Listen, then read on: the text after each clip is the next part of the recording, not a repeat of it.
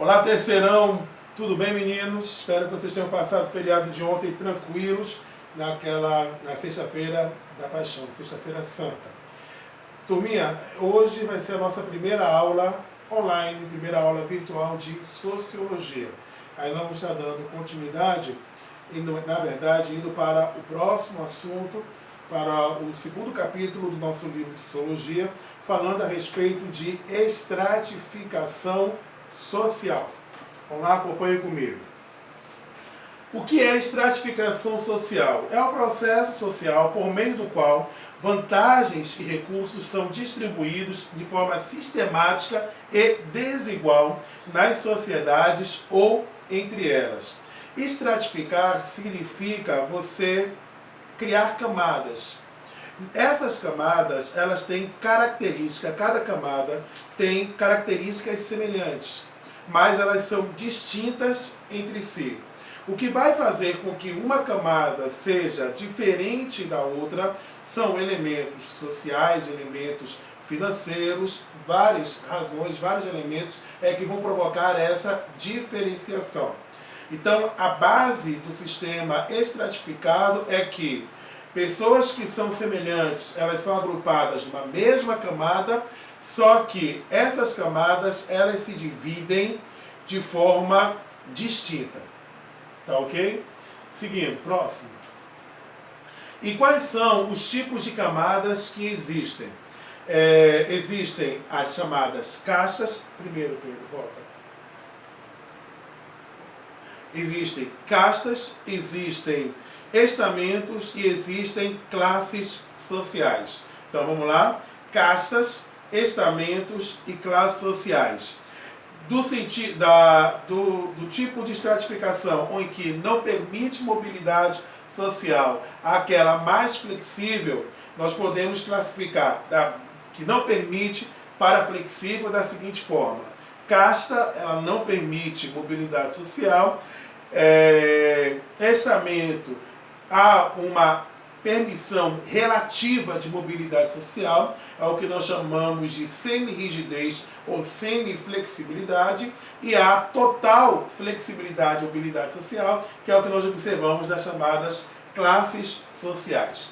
Vamos lá.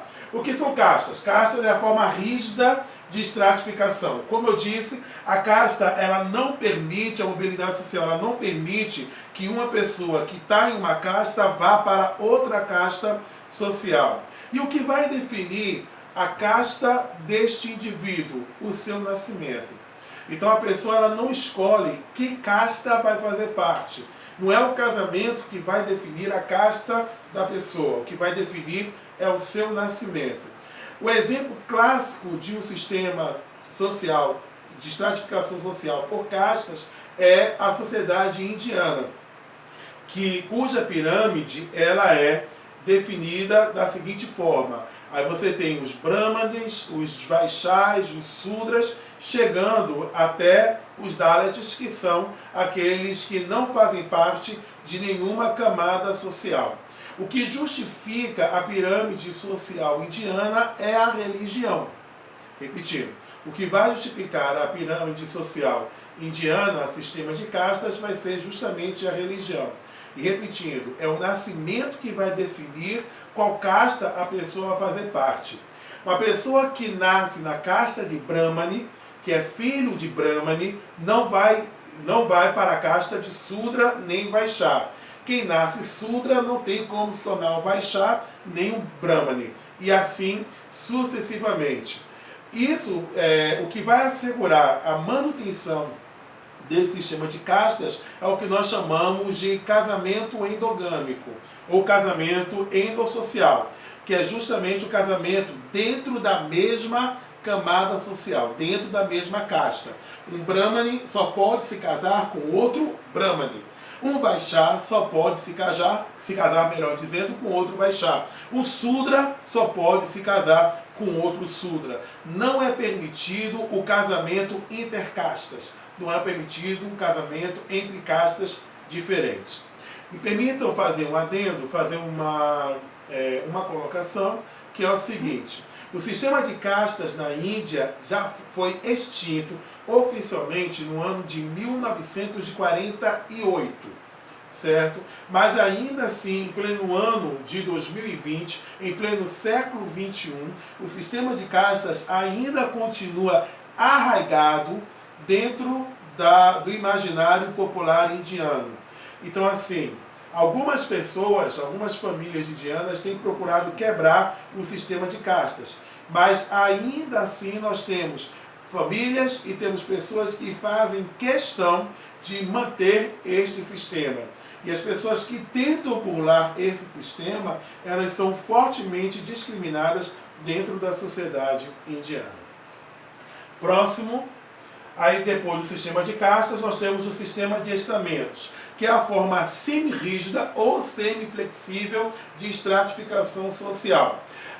No sistema de estamentos, nós temos um misto de classe social e sistema de castas. Qual é a parte do sistema de castas que está presente no estamento? É justamente a forma de ingresso nessa camada.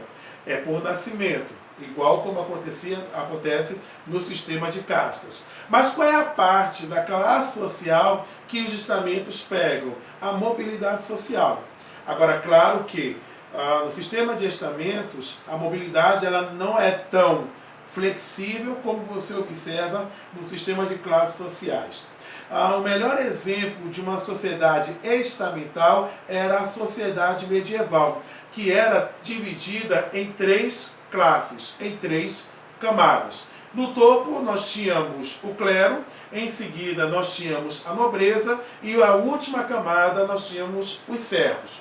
E assim como a religião ela influenciou o sistema de castas na Índia, a religião também influenciou o sistema de estamentos da Europa Ocidental na época do feudalismo.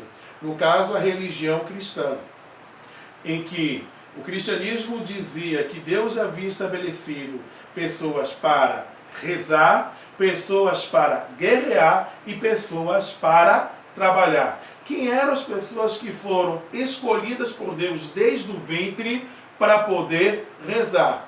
O clero, a igreja, que dentro do chamado Antigo Regime francês se constituiria o quê? No primeiro estado, que vocês viram isso quando vocês estudaram na 2ª série do ensino médio, tá certo? Primeiro estado, clero. Quem era que tinha a responsabilidade de guerrear? Que Deus havia dado essa responsabilidade, essa determinação para que pudessem pegar em armas. Era a nobreza, que dentro da estrutura social francesa, no período do absolutismo monárquico, se constituía no 2º estado. E aí quem eram as pessoas que trabalhavam, que Deus havia dado a determinação de trabalhar e assim servir aqueles que rezavam e aqueles que guerreavam? Eram os servos, que se constituiria no 3º estado. Essa é a sociedade estamental, que é um tipo de estratificação social. O último tipo de estratificação social, próximo, é a classe social, que nós temos como exemplo a nossa sociedade, a sociedade brasileira. Ela é flexível. São vários fatores que vão determinar a presença de uma pessoa dentro desta camada, dentro desta classe. Fatores como poder econômico, etnia, gênero, grau de instrução, são fatores que vão determinar qual camada ou a qual grupo social a pessoa vai fazer parte. No caso, não é definido por nascimento. Aqui no Brasil, a classe social ela não é definida por nascimento, ela é definida por renda. Aí você tem as classes A, B, C, D e E. A classe A constitui a camada mais rica dentro da sociedade brasileira, que a renda era determinada pelo IBGE, Instituto Brasileiro de Geografia e Estatística, e aí você vai descendo a proporção que você vai reduzindo a quantidade, o valor salarial percebido por aquele indivíduo. Por exemplo, boa parte dos alunos que integram o colégio ideal, eles fazem parte da chamada classe C, Temos alunos de classe B? Temos alguns alunos da classe A? Temos, mas a classe social predominante entre os alunos do Colégio Ideal é a classe C, que é a chamada classe média, tá certo? Chamada classe média. A classe D é a classe E. A classe D e E é considerada a classe pobre dentro da sociedade e da pirâmide social brasileira. E sim, como é definida por renda, a mobilidade social ela acontece de uma forma mais facilitada. Então, por exemplo, você pode nascer pobre, você pode nascer na classe E, mas através da instrução, ou seja, você estudando, entrando em uma universidade, você pode ter condições de ter uma condição de vida melhor do que os seus pais.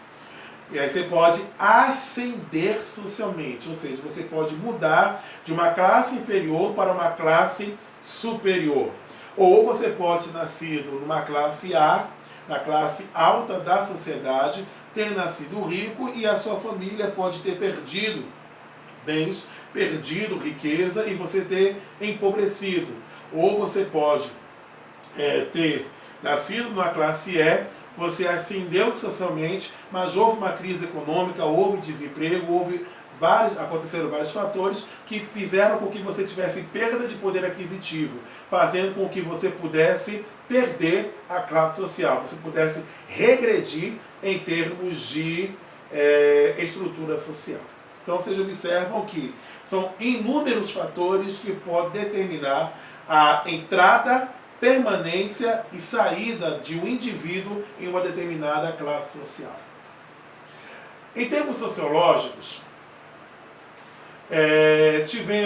temos três correntes que vão abordar a respeito da estratificação social, ou trazer pelo menos um tipo de justificativa sobre a estratificação social. Karl Marx e Friedrich Engels, eles vão trabalhar justamente com o conceito de que as relações de produção, a organização das relações produtivas é que justificam a existência das classes sociais. A necessidade do homem se organizar para poder gerar riqueza é que vai ter como consequência direta a diferenciação social, que vai ter como consequência direta o fato de terem camadas que são diferentes e ao mesmo tempo antagônicas entre si. Então, na concepção de Karl Marx, a estratificação social ela é fruto da desigualdade gerada pelo sistema de produção de riquezas. Já dentro da estrutura funcionalista, nós pegamos, por exemplo, Michel Foucault, a estratificação ela é uma consequência necessária da divisão de trabalho. Ou seja, de acordo com os funcionalistas, a diferença social ela está diretamente relacionada ao trabalho.